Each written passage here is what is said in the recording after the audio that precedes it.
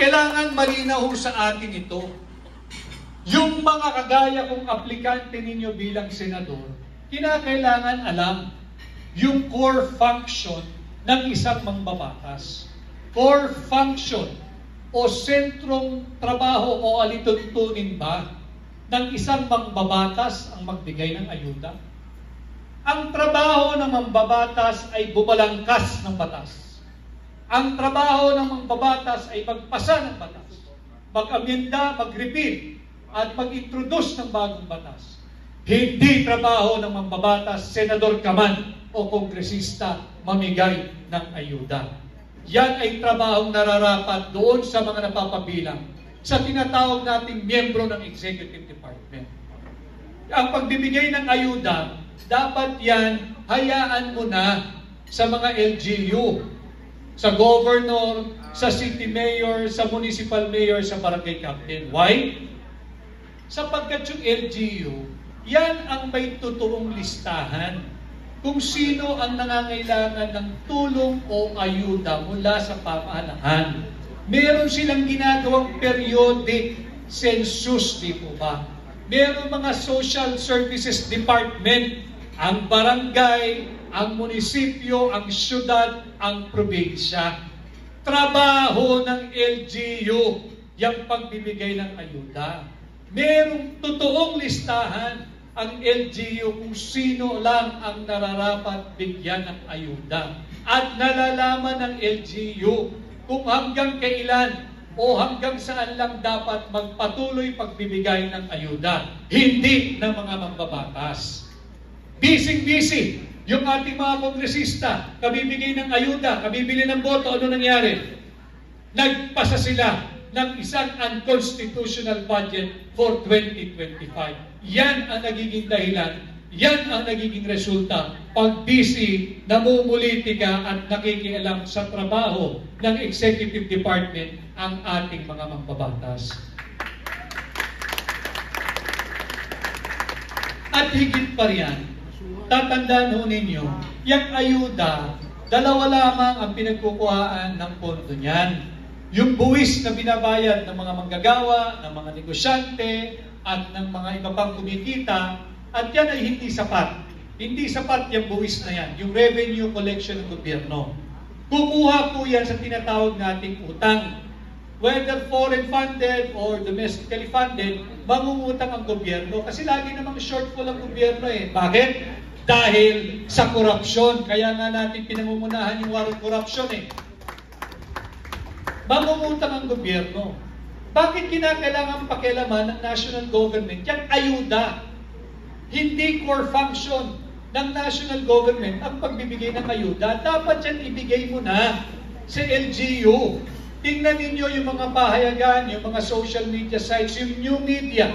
Laging napapabalita na merong surplus o sobrang pera ang mga LGU. Mas mayaman ang LGU kaysa national government. Bakit ba pinakikilaman pa yung ayuda ng national government? Bakit ba ayaw bitawan ni Bongbong Marcos? Bakit ba ayaw bitawan ni Martin Romualdez? Dapat yan ibigay mo na sa LGU. Dahil ang LGU, sobra-sobra ang pera. Meron silang excess fund para ipagpatuloy ang ayuda. At alam ng LGU kung dapat bang magpatuloy ang ayuda o dapat itigil na. Imbis na ayuda at tubagin ng national government, dapat pinondohan nila yung Department of Education. Sapagkat kulelat na ang estudyanteng Pilipino pagdating sa sukatan, sa kaalaman at nalalaman. Maging ito'y tungkol sa siyensa or science, math, English or technology. Iwan na yung mga kabataang Pilipino. Tinapyasan pa ni Bongbong Marcos ng 12 billion yung budget ng DepEd ngayong 2025. Hindi pa nakontento dyan. Kinuha pa yung 74 billion pesos ng PhilHealth. Hindi pa ba sila kontento doon sa 60 billion pesos ng PhilHealth na kinuha nila noong nakaraang taon? Itong 74 billion pesos para sa PhilHealth, ngayon 2025, kinuha na naman nila. At higit pa riyan, na ilathala ng isang maisog na kolumnista ng Daily Tribune. Kung kayo'y nalalakihan na sa 60 billion kinuha nila sa PhilHealth, kung kayo mga kababayan ay nalakihan na sa 25 billion pesos na kinuha nila sa DBP, kung kayo'y nalalakihan na sa 50 billion pesos na kinuha nila sa Land Bank, small time yan.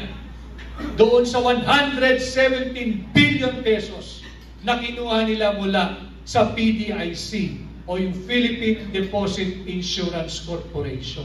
Saan dinadala ng gobyerno ni Marcos ang pera nating mga Pilipino? May nakikita o nararamdaman ba kayo na proyekto ng administrasyon ito na magpapaunlad sa bawat Pilipino? Nasaan ang trilyon-trilyong pisong pera nating mga Pilipino? At bukod pa riyan, huwag natin kalilimutan, ipinagmalaki, ipinida nila. 500 billion pesos na ang kanilang inuubos sa flood control fund sa loob lamang ng 2 taon ng kanyang administrasyon. At ngayong 2025, another almost 250 billion pesos na naman ang kanilang linagak dito sa flood control funds. Bakit tuwing umuulan, bumabaha? Huwag natin kalimutan yung mga kawawa nating kababayan sa Bicol na linubog ng baha, na linubog ng bagyo. Huwag natin kalilimutan yung inosenteng 200 Pilipinong namatay dahil nalunod sa baha.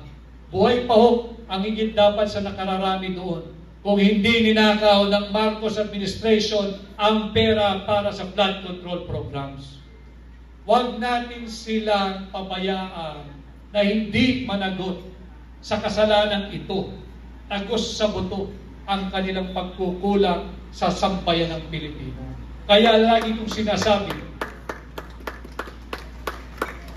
patuloy kayong mag-ingay sa inyong mga iba't ibang pamamaraan, sa inyong community, sa inyong association, kung meron kayong social media page or platform, mag-ingay kayo, karapatan nyo yun.